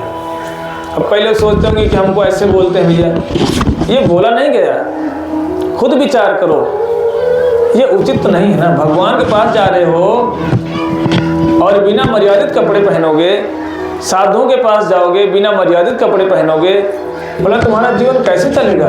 ये सभ्यता के लक्षण नहीं है, ये एक असभ्य व्यक्ति के लक्षण है। अब तो ऐसे ऐसे कपड़े पहनते हैं कि भैया क्या बोले। इसलिए हमें जब साधु के पास जाना चाहिए तो मर्यादित होकर जाना चाहिए। इसीलिए द्रौपदी जी ने, जैसे कुंती बुआ ने इस तरह स्तुतियां किया, भगवान चुपचाप खड़े खड़े सुनते रहे। बोले प्रभु, बोले जो लोग भगवान का भजन नहीं करते ना, सच में वो बड़े अभागे हैं। कौन कह रही है? कुंती कह रही है। कहते श्रवंती गायंती गृणंती भिक्षसः स्मरंती नंदनंती तवे हितम जनः ना ए पश्यति अचरेण तावकम भव परो परमं पदाम्बुजम। कहते जो लोग आपका स्मरण नहीं करते हैं, जो लोग आपका कीर्तन नहीं करते हैं, उनको कभी भी नंदंती, उसको कभी आनंद हो ही नहीं सकता। इसलिए प्रभु जो आपका कथा कीर्तन करते हैं, जो आपकी कथाओं को श्रवण करते हैं, कहते सच में उनका जीवन धन्य है। कौन कह रही है? कुंती बुआ कह रही है। इसलिए प्रभु, इसलिए कुंती बुआ कह रही कि हे प्रभु, मेरी मति सदा सर्वदा आपके चरणों में लगी रहे। कहते जिस तरह से नदियां समुद्र से मिलने के लिए, सागर से मिलने के लिए उतावली होकर के जाती हैं, विघ्न को विघ्न समझती नहीं है, चाहे पर्वत सामने पड़ जाए, चाहे पेड़ पड़ जाए, घूम घाम करके सागर की ओर प्रवाहित होती हैं, ऐसे ही हे माधव, मेरी मति ना आपके चरणों में लग जाए। तोई में अनन्य विषय मते मधुपते अस्कृतः रति में उद्वहन अदग्धा गंगे बौद्धम मुदन्वती। कहते जिस तरह से नदियां बिना विघ्न के प्रवाहित होती हैं, ऐसे मेरी मति लग जाए। इन कुंती बुआ की स्तुतियों को सुनकर के भगवान थोड़े शर्मा से गए, सोचने लगे इतनी बड़ी है और मुझे प्रणाम कर रही हैं। लेकिन क्या करें, भगवान समझ गए कि कुंती बुआ ना मेरे ऐश्वर्य को जान गई है। भगवान जैसे ही अनेक अनेक 26 श्लोकों में कुंती बुआ ने स्तुतियां कर दी। कहते हे प्रभु, करे नहीं बुआ, कुछ तो मांग लो, मैं तो जा ही रहा हूँ द्वारका। कुंती बुआ बोली देखो यदि कुछ देना ही है ना, तो बोले हमको दुख दे जाओ। क्यों? बोले जब हमारे पास दुख पड़ता है ना प्रभु आप हमारे साथ होते हो। आज थोड़ा सा सुख क्या मिला, आप हमसे दूर हो गए। बोले ऐसे सुख को तो हमें चाहिए नहीं। बोले कैसा सुख चाहिए? बोले सुख नहीं, हमको दुख प्रदान कर दो। बोले विपदा ही संतु शाश्वत तत्र जगत गुरु। बोले हे जगत के गुरु भगवान हमको दुख प्रदान कर दो। बोले इतना दुख पड़ा हमारे ऊपर, आप हमारे साथ रहे, अब थोड़ा सा सुख आया तो आप हमारे आंखों से जा रहे हो, ओझल हो रहे हैं। बोले प्रभु ऐसा हमको सुख चाहिए नहीं। देखो इसे कहते हैं भक्त। हमारे पर थोड़ा सा दुख आ जाए तो हम क्या बोलते भगवान हम बात से माला नहीं करेंगे, भजन नहीं करेंगे, क्यों? सारा दुख तो मेरे ऊपर ही आ रहा है। लेकिन इतना दुख आने पर भी कुंती वो क्या करी, उसको सुख समझ रही है। और जब सुख की घड़ियां आई तो कहती ये तो दुख आ गया हमारे पर, क्यों? बोले हमारे घर से भगवान चले जा रहे हैं। इसलिए अनेक स्तुतियां किया और स्तुतियां करने के बाद कृष्ण बोले ठीक है बुआ द्वारका जाना कैंसिल, नहीं जाता मैं द्वारका। प्रथमे इत्थः कहते मैं नहीं जाऊंगा। परिणाम अखिलोदय मंदा जहाज वैकुंठो परमो निवहि माया। भगवान ऐसे मोहित हो गए मानो उनकी अपनी माया भगवान को मोहित कर रही है। इसलिए अनेक स्तुतियां किया और जाकर के भीष्म पितामह जो लेटे हुए थे वर्णाश्रम में लेटे हुए थे उनका भी जाकर के भगवान ने उनके सामने जाके खड़े हो गए, उनका भी कल्याण किया। और भीष्म पिता ने भी 11 श्लोकों में स्तुतियां करी। कहते इति मति रूप कल्पिता वितृष्णा भगवती सात्वतां पुंगवे विधूम्नि। कहने लगे हे प्रभु मेरी मति आपके चरणों में लग जाए। कौन कह रहे हैं? भीष्म पितामह भी कह रहे हैं।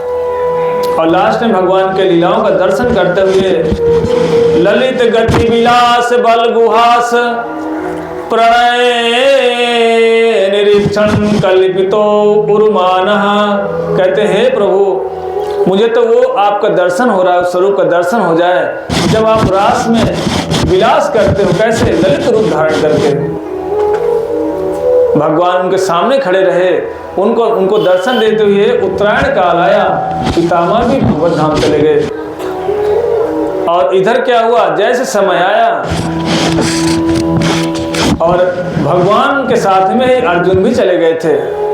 7 महीने बीत गए। इधर परीक्षित जी का जन्म हुआ।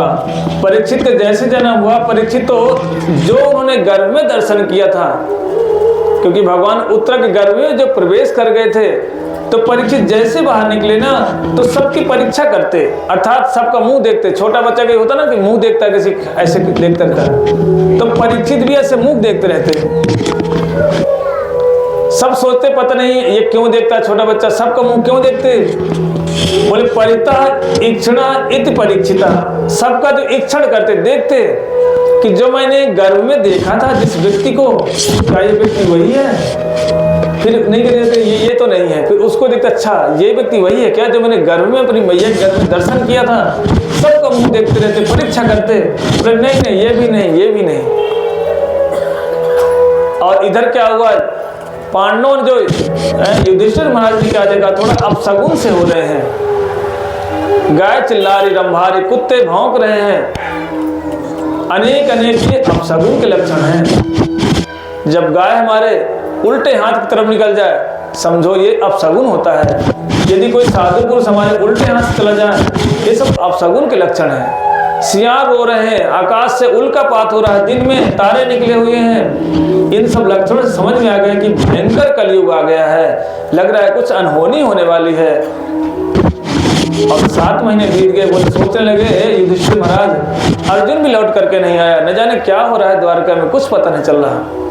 इतने में अर्जुन सामने से आए, दुखी अवस्था में, पूछा कि क्या हुआ बेटा, कैसे रो रहे हो? बोला भैया जिनके कारण से हमने इस महाभारत युद्ध को जीता था, जिनके कारण से हमने खंडव नाम के वन में जाकर के असुरों को मार करके विजय प्राप्त की थी, जिनके कारण से हमने लक्षागृह में जो आग लगाया गया था वहां से बचे थे। बोले वो बचाने वाले जो भगवान थे ना, वो रहे नहीं, वो स्वधाम गमन कर गए। जैसे इतना सुना, 5 पांडव दुखी हो गए।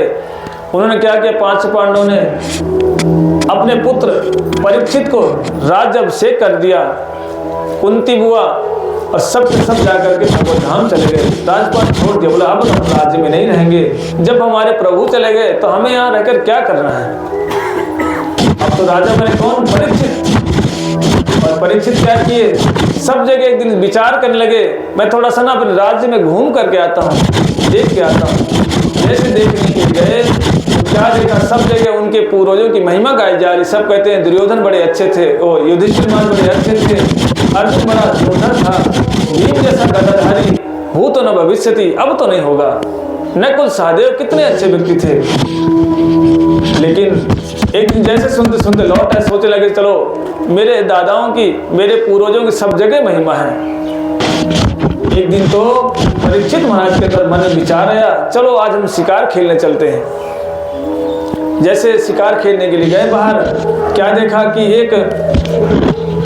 एक काला व्यक्ति एक गाय को मार रहा है और एक गाय का जो बछड़ा उसको पीट रहा है। जाकर के तुरंत उन्हें दूर से क्या देखा, गाय रो रही है और बछड़ा भी रो रहा है, खड़े होकर के पूछ रहा है कि माँ क्यों रो रही हो, क्या कारण है। ये बछड़ा कोई और नहीं, ये कौन है, ये धर्म है। और गाय कौन है, बोले ये पृथ्वी देवी थी। बछड़ा के 3 पैर गायब थे, एक पैर में खड़ा था बस। और बछड़ा पूछता है, बोले भाई मैया तो क्यों रो रही हो। अच्छा इसलिए रो रही है कि मेरे 3 पैर टूटे हुए हैं, इसलिए तुम दुखी हो। नहीं नहीं, जो पहले धर्म था वो 4 पैरों में खड़ा था, आज तो धर्म पूरा गायब हो गया, एक ही पैर बचे बस। वो भी कहीं दिखता है कहीं नहीं दिखता। इसीलिए गाय माता क्यों दुखी है, पृथ्वी क्यों दुखी है कि पृथ्वी इसलिए दुखी हो जाती है जब कोई भगवान का भजन नहीं करता ना, तो पृथ्वी देवी दुखी रहती है। इसलिए देखना संसार में उपज क्यों कम हो गई खेतों में, यही कारण है कि कोई व्यक्ति भजन नहीं करता। यदि भगवान का भजन करे तो पृथ्वी देवी प्रसन्न होती है, उपज होती बढ़िया, बारिश समय समय पर होती है, सारे जो प्रकृति के नियम है सब ठीक चलते हैं। लेकिन आज की अवस्था में भगवान का भजन ही नहीं करते लोग, इसलिए प्रकृति भी क्या क्षुब्ध रहती, दुखी रहती है। इसलिए दिन में कभी धूप निकली तो बारिश हो रही है, सर्दी के समय में बारिश हो जाती है, यहाँ तक कि ओले पड़ जाते हैं। क्यों, ये कारण किसका है, ये भजन न करने के कारण से होता है। इसलिए अनेक अनेक कारणों को बताते हुए और महाराज परीक्षित समझ गए ये कोई और नहीं, ये समझ गए कि ये धर्म है। जो बछड़ा कौन है, धर्म है। और ये गाय कौन है, बोलिए ये पृथ्वी देवी गाय है। और इतने में जो काला काला व्यक्ति जो पीट रहा था, महाराज परीक्षित बड़े जोर से चिल्ला करके बोले, ए काले तुम कौन हो, कहां से आए हो। बोला महाराज मैं कलयुग हूँ। बोले कलयुग है, तू मेरे राज्य में कैसे प्रवेश करेगा, तुझे पता नहीं है मैं कौन हूँ। मैं उन्हीं का वंशज हूँ, उसी भीम का वंशज का हूँ, उसी अर्जुन का पुत्र हूँ मैं, जिसके नाम से लोग शत्रु कांपते थे, जिन्होंने पूरे महाभारत को जीता था। मैं उन्हीं का पुत्र हूँ मैं। तुम यहाँ आए कैसे। कलयुग समझ गया और महाराज परीक्षित बोले यहाँ से निकल जाओ मेरे राज्य से। कलयुग बोला प्रभु पूरे पृथ्वी के राजा तो आप ही हैं और मैं जाऊं कहाँ। इसलिए कलयुग शरणागत हो गए, भगवान को प्रणाम को परीक्षित को प्रणाम किया कि हे राजा मेरी रक्षा करो, पाहि माम।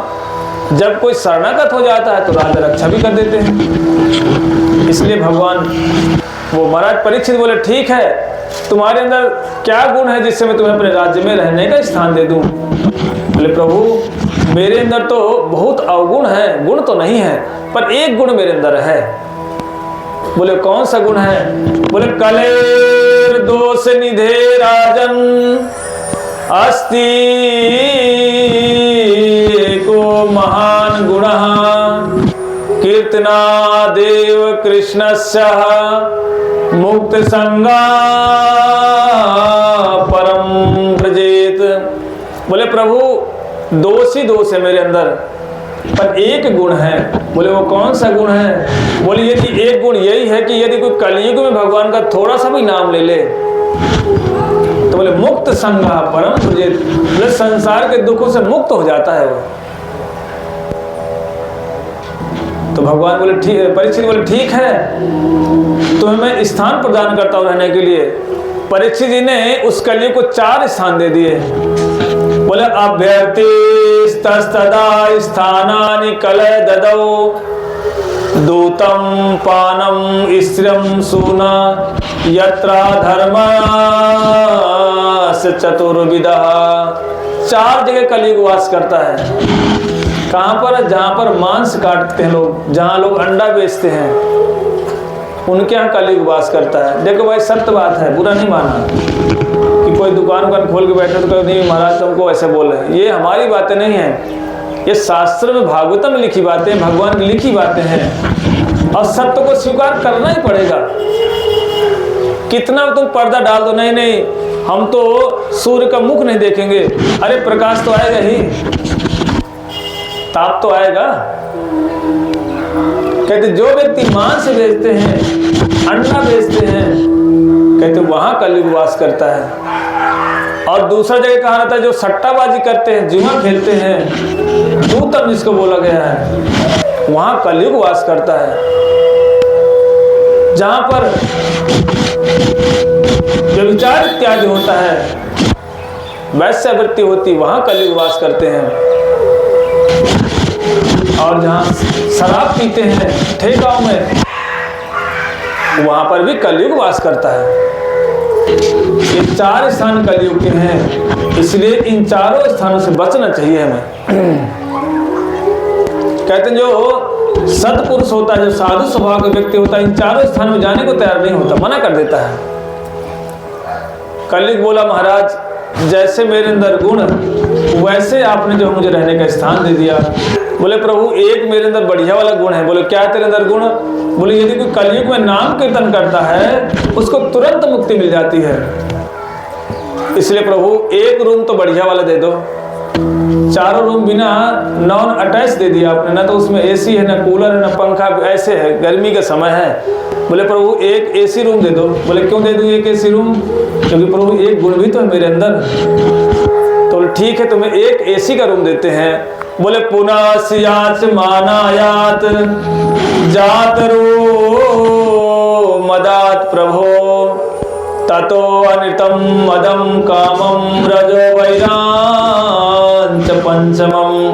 5वां स्थान एक और दे दिया कलयुग को। बोले 5वां स्थान कौन सा है? बोले सोने में दे दिया, गोल्ड में दे दिया। अब कई लोग सोचते हैं जब सोना पहने ये भी कलयुग है क्या? नहीं, जो ईमानदारी से कमाया हुआ धन है उसमें कभी सोना वास नहीं करता, वो कलयुग वास नहीं करता। लेकिन जो चोरी करके पहनते हैं, बेईमानी करके बनवाया हुआ सोना, उसमें कलयुग वास करता है। इसलिए 5वां स्थान पा गए। अब तो आराम से समय आने पर परीक्षित महाराज रहने लगे। एक दिन परीक्षित शिकार खेलने के लिए वन में गए और जैसे गए शिकार खेलते खेलते उनको प्यास लगी और जाकर एक ऋषि के आश्रम में पहुंचे। उन ऋषि का नाम था समीक ऋषि का आश्रम था। वहां गए, समीक ऋषि तो ध्यान अवस्था में बैठे थे और राजा परीक्षित को प्यास लगी। उन्होंने आवाज दिया लेकिन ऋषि बोले नहीं कुछ, क्योंकि वो ध्यान अवस्था में थे। और राजा को थोड़ा सा गुस्सा आया। उन्होंने एक सांप पड़ा हुआ था मरा हुआ, उसको उठा करके समीक ऋषि के गले में डाल दिया और डाल करके चले गए। इतने में किसी ने, उनका जो पुत्र था श्रृंगरी ऋषि, उसको किसी ने बता दिया। बोले देखो देखो श्रृंगरी, तुम तो यहाँ खेल रहे हो और आपके पिता के ऊपर एक राजा आया है, मरा हुआ सर्प डाल के चला गया। उस श्रृंगरी ऋषि को बड़ा गुस्सा आया। उसने तुरंत जल लिया हाथ में और संकल्प करके बोला कि जिसने मेरे पिता के ऊपर ये मरा हुआ सर्प डाल गया है, मैं भी शपथ देता हूं उस व्यक्ति को, उस राजा को यही सर्प 7वें दिन काट लेगा और वो मर जाएगा। इति लंघयति मर्यादा सप्तमे हनसि टंग से, बोले इसको काट लेगा जैसे संकल्प लेकर के जल छोड़ दिया नदी में और सिंह ऋषि अपने पिता के पास में आए, रोने लगे। समीर ऋषि की नींद खुली, निंद्रा भंग हुई और उन्होंने जब देखा बोला क्यों रो रहे बेटा, और सर्प को निकाल करके समीर ऋषि ने दूर फेंक दिया। बोले क्यों रो रहे, क्या कारण है, सारी बात बताई। बोले पिताजी आपके ऊपर एक राजा ने मरा हुआ सर्प डाल दिया था। तो बोला बेटा आपने क्या किया है? बोले मैंने तो शपथ लेकर जल लेकर के संकल्प करके मैंने भी छोड़ दिया है, यही सर्प इसको काटेगा 7वें दिन। अब तो समीर ऋषि कोई साधारण नहीं, तो उन्होंने आंख बंद कर देखा कि ऐसा कौन व्यक्ति है। जब आंख बंद कर देखा घबरा गए, बोले पुत्र तूने तो बड़ा अनर्थ कर डाला, वो राजा कोई साधारण नहीं थे, तूने तो ऐसा काम कर दिया कि अब तो पूरा समाज नष्ट हो जाएगा। क्योंकि यदि व्यवस्था न हो, शासक न हो, तो कहते जिस घर में मालिक नहीं होता वो घर नष्ट होने लगता है। जिस घर में शासन करने वाला कोई व्यक्ति ना हो उस घर की सारी मर्यादा नष्ट हो जाती हैं। जिस राज्य में कोई शासक ठीक ना हो कहते वो राज्य नष्ट होने लगता है। कह रहे परीक्षित जैसा राजा न भूतो न भविष्य थी, अब तो मिलेगा भी नहीं। अब तो जनता उच्छृंखल हो जाएगी, मनमानी करेगी। अब जो राजा बनेंगे ना सब चोर होंगे, लुटेरे होंगे, घर गृहस्थी चलाने वाले होंगे, अपना घर भरेंगे, जनता का ध्यान नहीं देंगे। बोले बेटा तूने तो बड़ा गलत काम कर दिया और इसका फल, बोले इसका फल तुझे भी भोगना पड़ेगा कि तेरे कारण से पूरा समाज बिगड़ जाएगा और तू मेरा पुत्र है तो तेरे कारण से मुझे भी भोगना पड़ेगा। इसलिए बोले जाकर के तुरंत समीर ऋषि ने एक अपने शिष्य को भेजा, जाओ महाराज परीक्षित को उनको सूचना दे दो, उनको जानकारी दे दो। लेकिन इधर परीक्षित जैसे अपने राज्य को लौटे बड़े दुखी स्वभाव में थे, सोचने लगे मैंने एक साधु का अपमान कर दिया, बड़ा पश्चाताप हो रहा है, न जाने क्यों मैंने कर डाला काम ये। तब तक उनका शिष्य आया, बोले हे राजा परीक्षित आपको 7वें दिन आपकी मृत्यु हो जाएगी। बोले कैसे होगी? बोले जिस ऋषि के गले में आपने सांप डाला था ना उसका पुत्र ने संकल्प लेकर आपको अभिशाप दे दिया है। इतना सुनते ही तो राजा परीक्षित प्रसन्न हो गए, बोले यही भगवान की कृपा है। अपने तुरंत उन्होंने गहने अलंकार खोले, राजपाट अपने पुत्र को दिया और तुरंत कहाँ गए? गंगा जी के तट में जाके बैठ गए। सोचने लगे सारे ऋषि संत अपने आप आ रहे हैं। जब सबने सुना कि महाराज परीक्षित ने राजपाट छोड़ दिया है, परीक्षित को 7वें दिन सांप काटेगा और मर जाएंगे, बड़े बड़े योगी ध्यानी ऋषि आकर उनके पास में आगे बैठ गए। जैसे आए तो सबसे पूछते कौन? परीक्षित जी कि मैं मरने वालों को क्या करना चाहिए? मृमाणम किम कर्तव्यम, कोई उपाय बताओ। कोई बोला नहीं नहीं योग करो, कोई बोले नहीं ब्रह्म का चिंतन करो। लेकिन महाराज परीक्षित का मन प्रसन्न नहीं हुआ। इतने में न जाने कहां से घूमते घामते सुखदेव गोस्वामी चले आ रहे थे नंगे धड़ंग। और लोग क्या करते, जो बच्चे थे बोलते देखो नंगा बाबा आ गए, नंगा बाबा आ गया। क्योंकि निर्वस्त्र थे, 16 साल की उम्र की रहे वो, कभी ना बूढ़े होते ना बड़े होते हैं। छोटे बच्चे क्या करे पत्थर उठा उठाकर उनको मारते, बोले बाबा नंगा बाबा को आ गया, नांगा बाबा घूम रहा है। और जो कुछ स्त्रियां थीं वो मजाक करती कि देखो देखो कितना सुंदर है। क्योंकि सुखदेव गोस्वामी कोई हमारी तरह नहीं थे, एकदम सुंदर सुंदर उनका शरीर इतना सुंदर था कि जिस अंग को स्त्रियां देखती रह जाती। यदि मुख देखती सुखदेव गोस्वामी का कहती ओ कितना सुंदर इसके नाक है, कैसी इसकी आंखें हैं, कैसे इसका ये ललाट है, देखते रह जाते।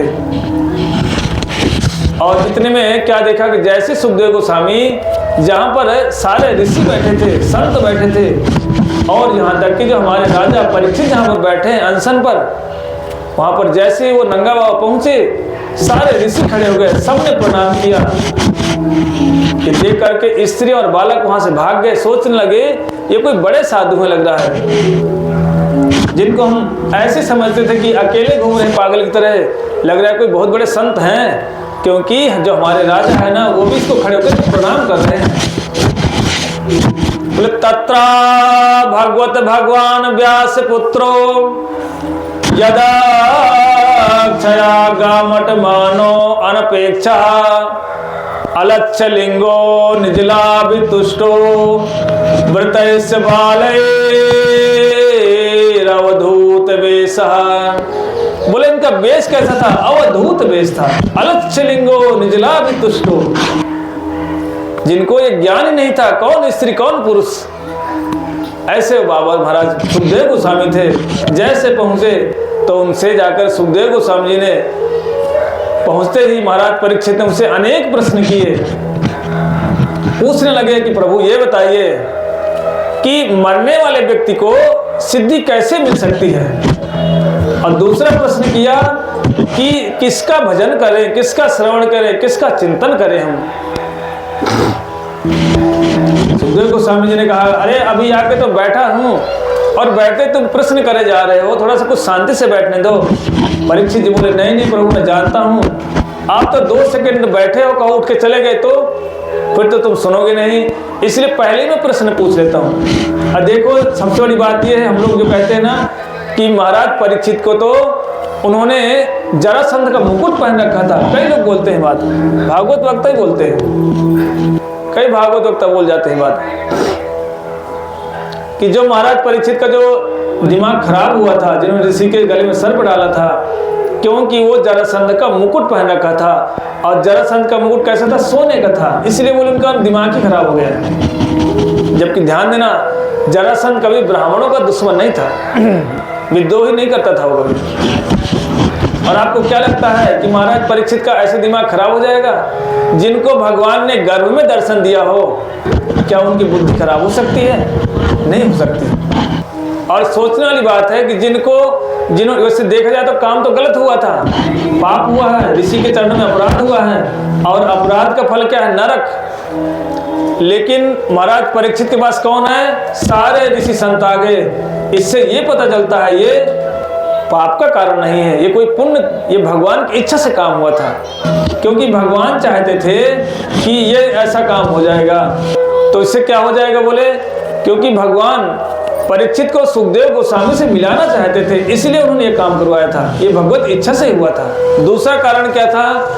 दूसरा कारण ये था कि भागवतम को प्रकट करवाना था। अगर महाराज परीक्षित ऐसा नहीं करते ना तो सुखदेव गोस्वामी ना ही उनके पास आते और ना ही भागवतम प्रकट होती। तीसरा कारण क्या था? तीसरा यही कारण था कि जो संसार में जो भजन नहीं करते, भटक रहे हैं, दुखों में पिस रहे हैं, वो लोग इस भागवतम को जब सुनेंगे तो उनका दुख दूर हो जाएगा। तीसरा कारण था।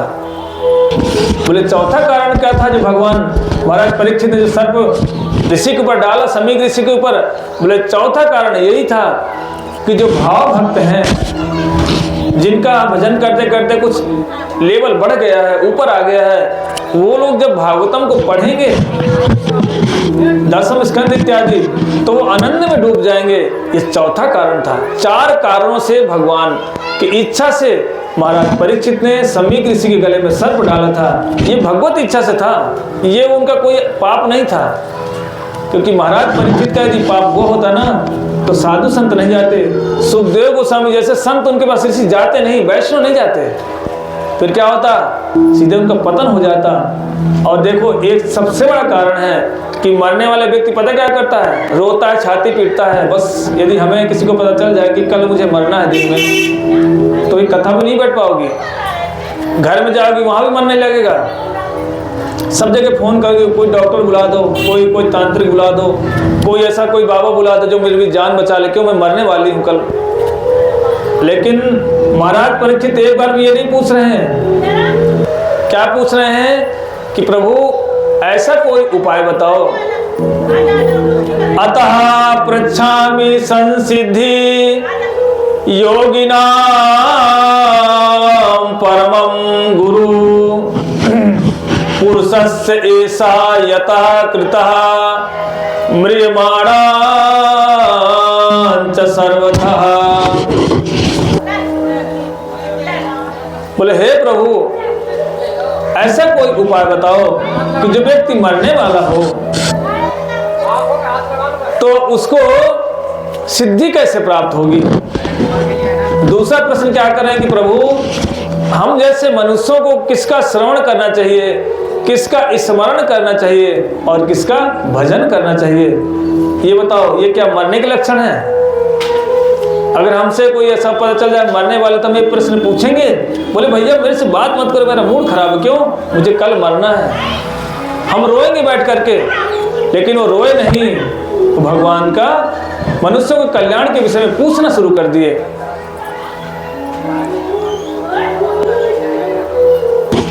इसलिए इन प्रश्नों से पता चल गया कि कोई साधारण नहीं थे। अनेक अनेक प्रश्न पूछे। जितना पूछ करके सुखदेव गोस्वामी इतने प्रसन्न हो गए, बोले बलियान ते प्रश्न, बोले बलियान मतलब आपने सर्वश्रेष्ठ प्रश्न पूछ लिए। इन प्रश्नों को सुन करके सुखदेव गोस्वामी उनके प्रश्नों का उत्तर देने लगे। बोले देखो, जो व्यक्ति मरने वाला है उसको क्या करना चाहिए? एक ही मात्र उपाय है। बोले श्रवणताम स्वकथा कृष्ण पुण्य श्रवण कीर्तन हृदय अंतस्थ ही वद्राणी विघ्नोत सुहृत सताम। उसको भगवान का कीर्तन करना चाहिए, भगवान का स्मरण करना चाहिए, भगवान के चिंतन करना चाहिए। और जो दूसरा प्रश्न था कि सिद्धि कैसे प्राप्त होगी, तो सुखदेव गोस्वामी बता रहे हैं एतत् निर्विद्यमानानाम इच्छिता कुतो भयम। बोले जो व्यक्ति मरने अर्थात जिसको सिद्धि चाहिए, बोले जो साधक नाम करते हैं, कौन सा? बोलो हरे कृष्णा कृष्णा कृष्णा हरे हरे, हरे राम राम राम हरे हरे।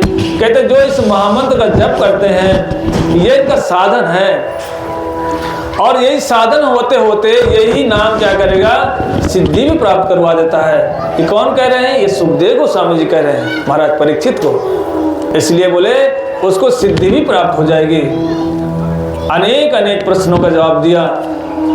और इन प्रश्नों को सुन करके श्री सुखदेव गोस्वामी जी ने महाराज परीक्षित ने यही पूछा, बोले प्रभु सृष्टि कैसे होती है? सृष्टि के बारे में बता दिया। और सृष्टियां भी हुई। इस तरह से अनेक अनेक प्रश्न हुए। आगे कथा हम और सुनेंगे। अभी हमारे प्रभु जी थोड़ा कीर्तन सुनाएंगे। और बोलो श्रीमद् भागवत महापुराण की जय जय जय श्री राधे श्याम। बोलो श्रीमद् भागवत महापुराण की जय। इस तरह से अनेक अनेक प्रश्न हुए। सृष्टि के विषय में पूछा। देखो आज 52 भगवान भी प्रकट होंगे। तैयार हो गए ना? तैयार हो रहे हैं 52 भगवान? हाँ, तो 52 भगवान भी तैयार हो रहे हैं।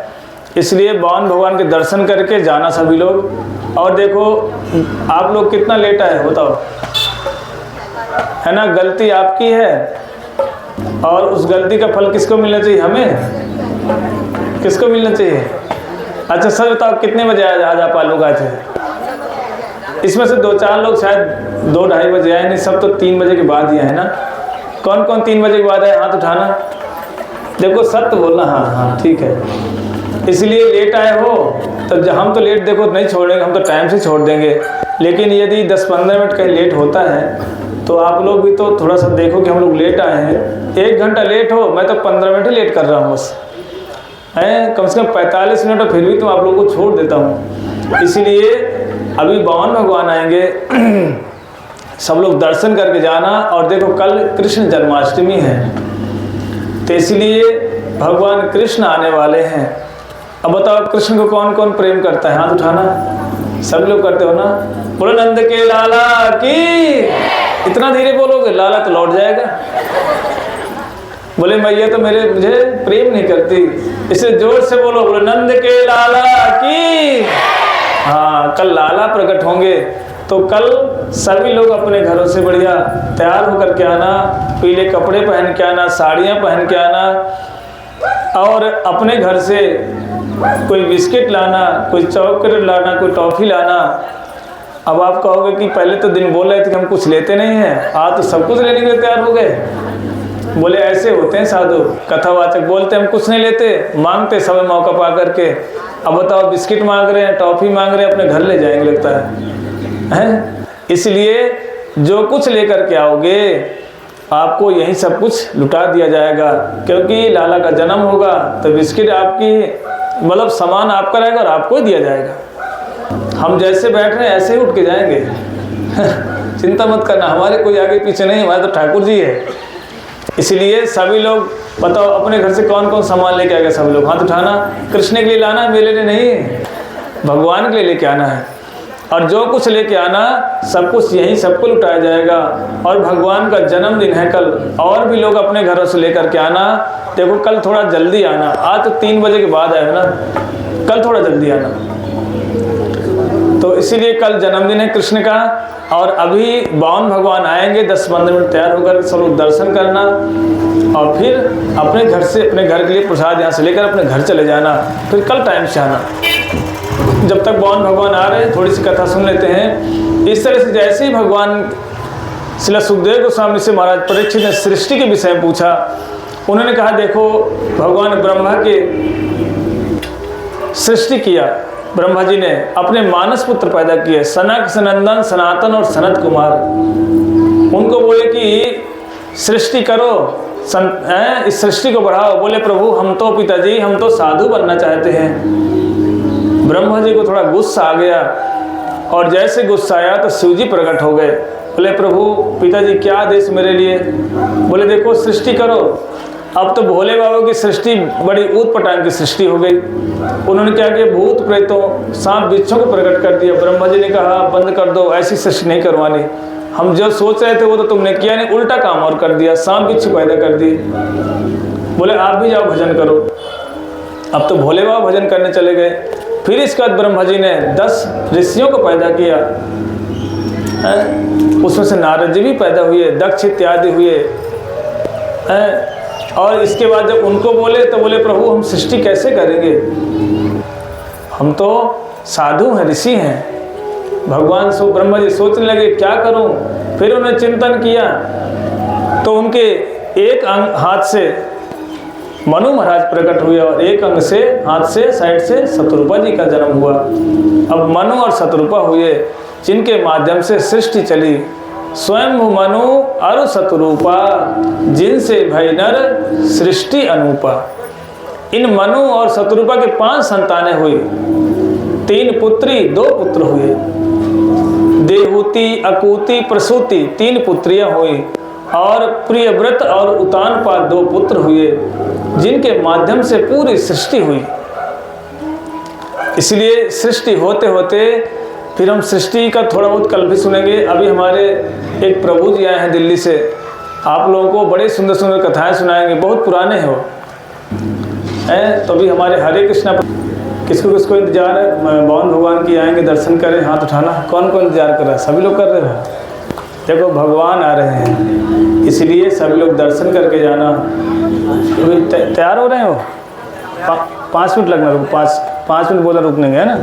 तो इस तरह से अनेक अनेक कथाएं हैं। अभी देखो एक माता जी हैं, प्रभु जी के साथ में आई हैं, इनकी जो इनकी वाइफ हैं, ये इतनी सुंदर कथाएं करती है ना, इसलिए 5 मिनट इनको भी समझ दो, क्योंकि देखो दूर से आए हैं।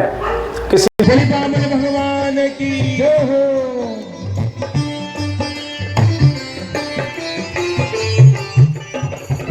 फिर सारी धरती देख रे, डोला गगन है सारा। डोल फिर सारी धरती देख रे, डोला गगन है सारा। अरे भीख मांगने आया तेरे घर, जगत का पालन हारा रे, जगत का पालन हारा। और खड़ा भगवान भगत भर दे रे झोली, भगत भर दे रे झोली। जय हो कोई पावन भगवान की।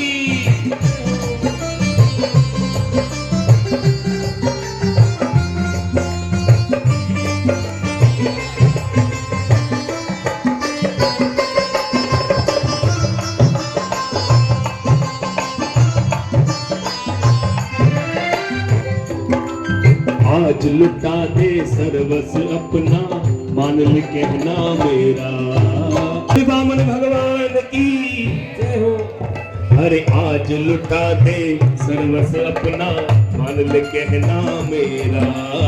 आज लुटा दे सर्वस्व अपना, मान ले कहना मेरा। ओ मिट जाएगा पल में तेरा जन्म जन्म का फेरा रे, जन्म जन्म का फेरा मिट जाएगा तेरे झोली भगत भर तेरे झोली। तू छोड़ सकल अभिमान अमर कर ले तू अपना दान, भगत भर दे रे झोली भगत भर दे रे झोली।